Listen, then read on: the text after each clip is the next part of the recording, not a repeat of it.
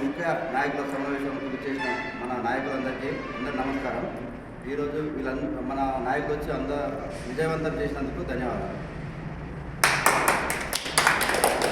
Party బలోపేతానికి అదేవిధంగా party సిద్ధాంతాలు బీసీల ఐక్యత గురించి చాలా విషయాలు చర్చించడం జరిగింది. పార్టీ బలోపేతం గ్రామాలు తీసుకున్న ముఖ్య విధంగా రేపు వచ్చే ఎంపీటీ జెడ్పీ ఎలక్షన్ కోసం మేము ఈరోజు సమావేశం జరగడం జరిగింది. అదేవిధంగా పార్టీ మరింత బలోపేతం కోసం ఎందుకు వచ్చారని చెప్పేసి మా మండల నాయకత్వం, జిల్లా నాయకత్వం, ముఖ్య నాయకత్వ సమావేశం ఈరోజు నర్సపూర్లో ముఖ్యంగా నిర్వహించడం జరిగింది. వీళ్ళందరూ కూడా చాలా యాక్టివ్గా పనిచేస్తూ ఉన్నారు. నేను ప్రత్యేకంగా తెలియజేస్తూ ఉన్నాను.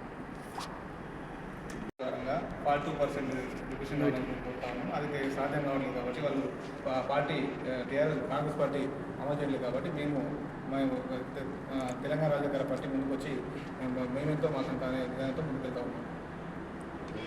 ఎవరు పోటీకి సిద్ధంగా ఉన్నా వాళ్ళకి మేము బీఫామ్ ఇస్తాం. వాళ్ళని గెలుపుకూరలుగా తీసుకెళ్తాం. ఖచ్చితంగా గెలిపే విధంగా మేము ప్రణాళిక సిద్ధంగా ఉన్నాము.